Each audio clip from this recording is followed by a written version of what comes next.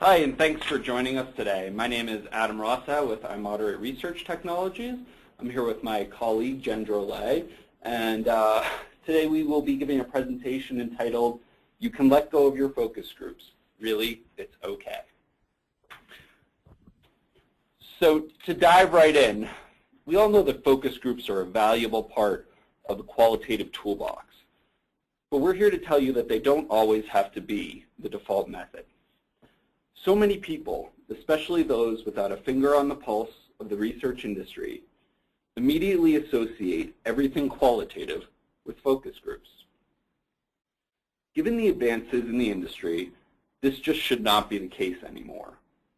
In this presentation, we're going to take a detailed look at why people are so smitten with their focus groups, debunk some common myths, and give you a taste of what else is out there.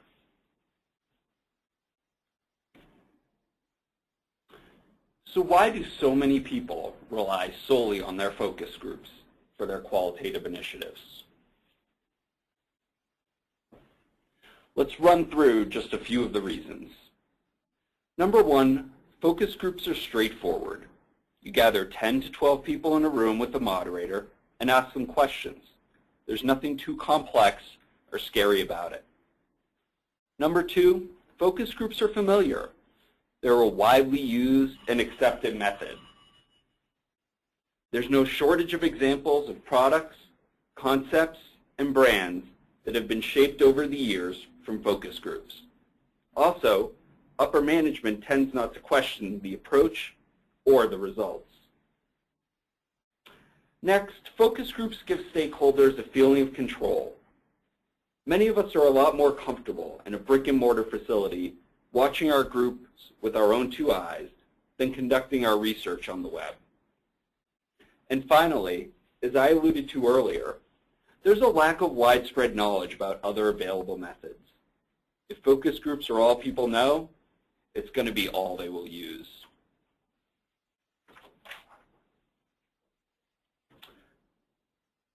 So while many of the emotional reasons that people hold on to their focus groups are hard to dispute, there are some common misconceptions about focus groups that I would like to bring to the forefront. I hope that going over just a few of these myths will make you feel a little bit more comfortable about the possibility of letting go and trying other approaches to satisfy your qualitative objectives. Myth number one, in-person dynamic leads to better insights. While it's true that visual cues and facial expressions can be important, it's also true that face-to-face dynamic can stymie candor. So let's step back and explore this for a second. While you hear many scream from the rooftops about how vital those facial cues and expressions are, the fact of the matter is that often they are misinterpreted and too much emphasis can be placed on them. More importantly, face-to-face research can make it more difficult to say something controversial or off-putting. Take away this dynamic through the digital divide of the internet, and respondents are often more open. Online, they enjoy a sense of privacy and a level of anonymity that focus groups simply cannot provide. This is especially important when your research initiatives cover sensitive subject matters. Myth number two, groups are the best way to conduct qualitative research. Actually, group dynamics can produce groupthink, wallflowers, and domineering respondents. While we all know that groups are great for things such as ideation and laddering, conducting research with a group can actually inhibit candor. The pressures of social interaction and group dynamics can hinder a respondent's ability to speak freely and leave them reticent.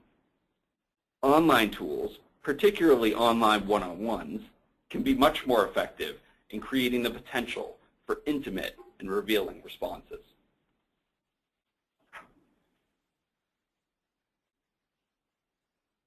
Myth number three, respondents must touch and feel stimuli in order to offer valid feedback. The fact of the matter is, most online qualitative tools have unbelievable stimuli capabilities. Yes, it's true. If your respondents need to actually touch something, you're going to need the in-person environment that a group offers. However, virtually everything else can be accomplished online these days. Most online methods allow respondents to interact with videos, still images, and audio. Online, you can easily show a 360-degree view of a package or flip through a magazine page by page. Moreover, it actually makes sense to conduct much of today's digital research, such as website testing, online. And finally, myth number 4. I have to sit behind the glass to observe my research firsthand. The truth is, you can sit behind the virtual glass with most online tools these days. Furthermore, some of the virtual seats behind the glass are extremely advanced. For instance, ours here at iModerate lets you not only view your project as it unfolds, but allows you to collaborate with your qualitative team in real time.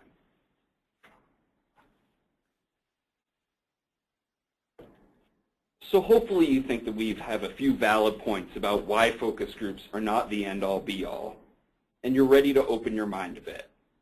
The question you must be asking yourself is, what else is out there? And with that, I'd like to turn it over to Jen Drolet. Thank you, Adam. I'd like to start by discussing a couple of methodologies that we're going to go through in greater detail that are potential substitutes or alternatives for you when you decide to let go of your focus groups. The first one of those is online bulletin boards. There are also online one-on-ones, online focus groups, online communities, and also social media monitoring, which has a place in the market research toolbox and is one of the most emerging technologies that we're faced with today. So let's talk for a moment about the benefits of some of the online qualitative offerings that exist in the marketplace that you might be able to consider.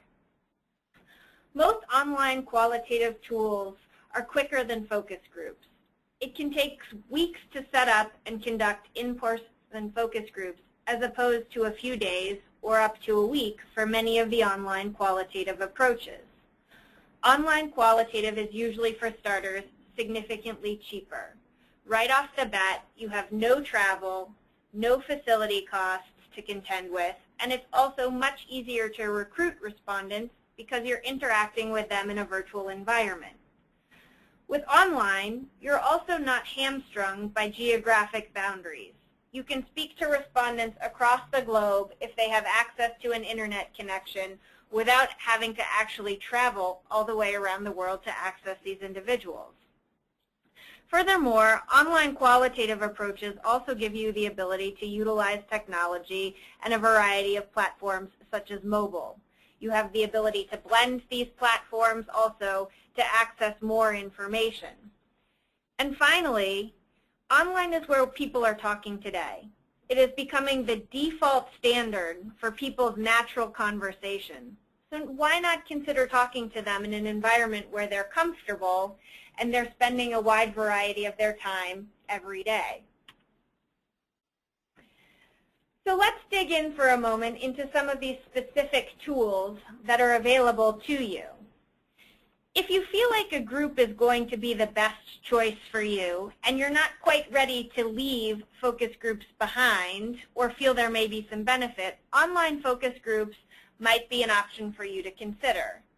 They're really perfect for doing things like ideating and brainstorming, where the benefit of having multiple people in a room is really that they can talk to each other, with each other, and build off of the ideas that are being presented. Things like concept testing, ad testing, message testing really benefit from this type of an environment, and it can be really nice to have them in this virtual room where they're talking to one another. This type of a group is robust and engaging, even though it's in the online environment, and it's a really safe jump from offline qualitative. Things to consider here is that it's a bit different talking to people in an online environment where you don't have access to them and seeing their eye contact and things like that, as Adam mentioned earlier. But otherwise, this is going to mirror very closely what you might already be familiar with today. Moving on to online bulletin boards, this is a bit different in that it's an asynchronous tool. You're talking to people and having a threaded discussion with them, but this discussion happens over some period of time. You can specify that period of time, and it can be anything from a couple of hours to a matter of days or weeks. This approach is really ideal for letting ideas materialize, letting people spend time with them, marinate on things that you might have brought up to them, and then produce feedback for you. It can be very good for journaling. If you want to ask someone to keep a diary of things that they're doing in great detail, this is one tool to be able to do that and still have control over the exercise. It's also great for things that require logging activities. If you want to understand when a mother of 2 put her children down for a nap and went to the grocery store and took them to their play group, this would be an opportunity to keep track of that type of information. Benefits are that this really produces a lot of feedback.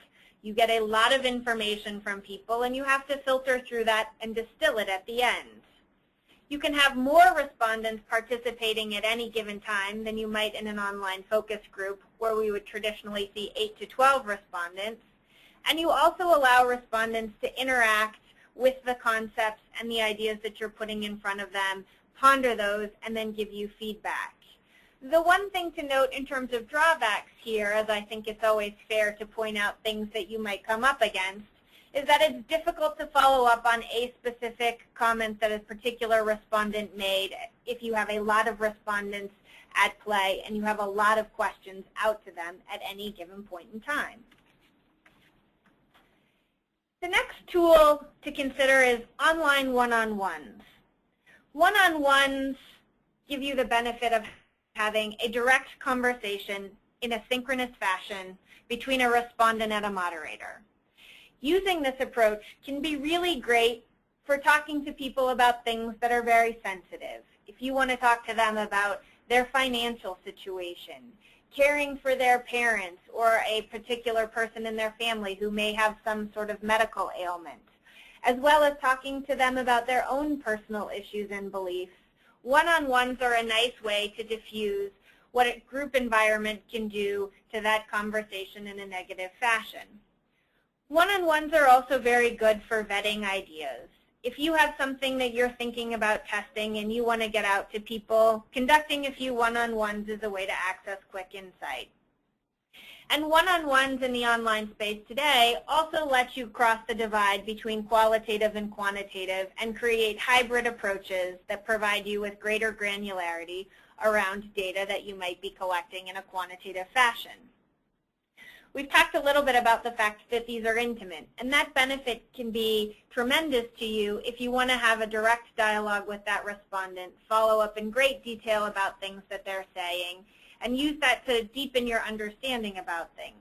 There's obviously no groupthink because there's no one else participating in the conversation besides the respondent and the moderator, which leads to increased candor, but on the other side, can detract if you need somebody to throw out ideas proactively and have people respond to that.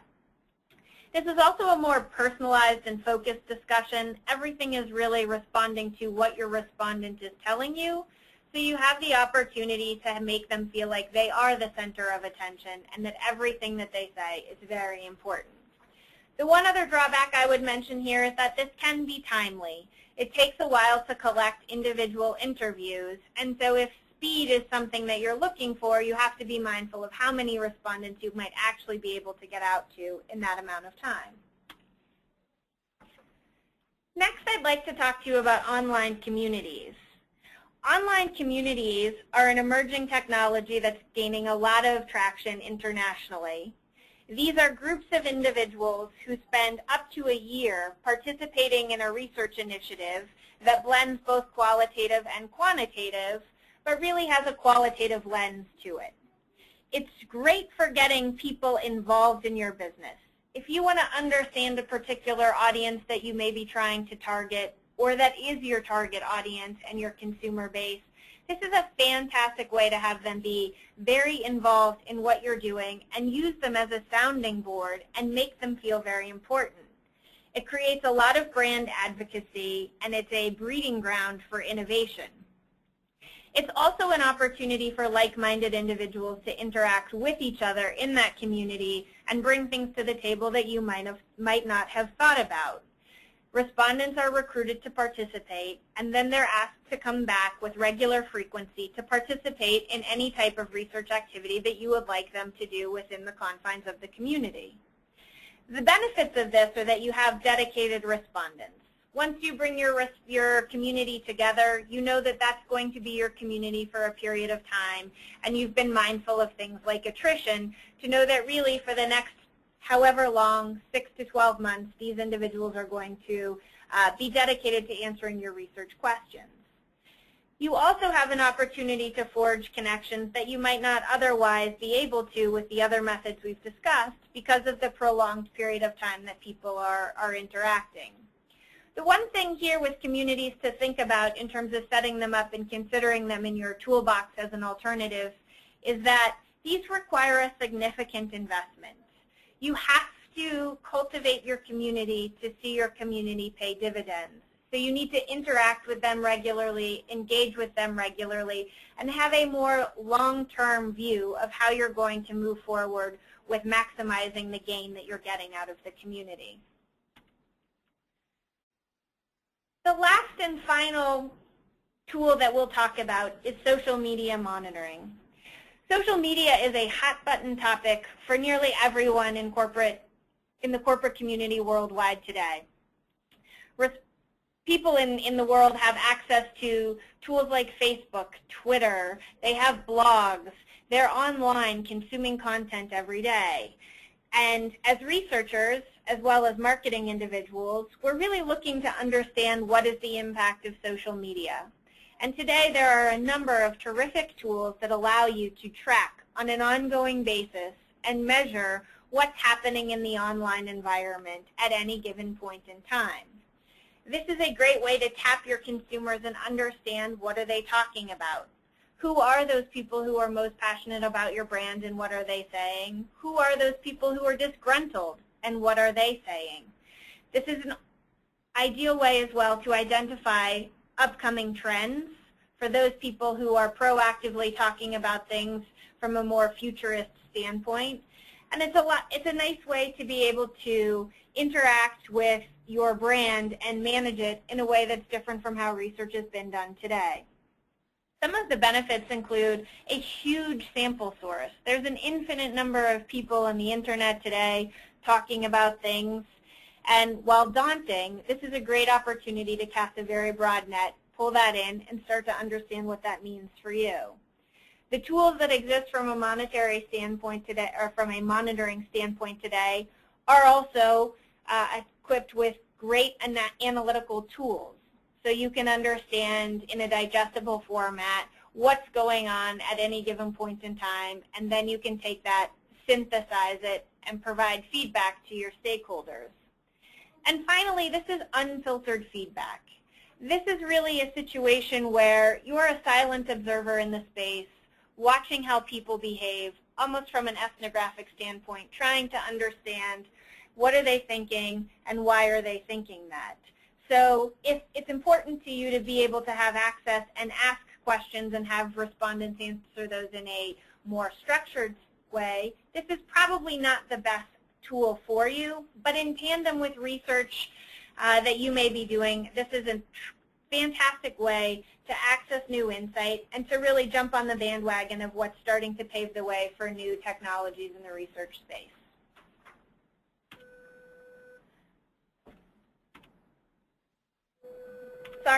So in summary, you shouldn't always be defaulting to focus groups for your qualitative initiative right out of the gates, because this is an option, because there are so many options available to you.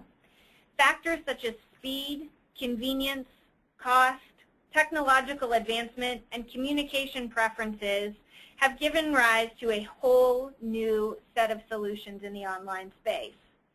So we really encourage you to have an open mind, map out what will be the best to help you achieve your objectives, and start to embrace some of the online qualitative methods that will help you reach your goal. Anybody who's working in this space should be able to help you navigate the choices available to you and speak to the benefits and potential drawbacks of that approach as it relates to your research objectives. And with that, I'd like to thank you, and we look forward to receiving your questions.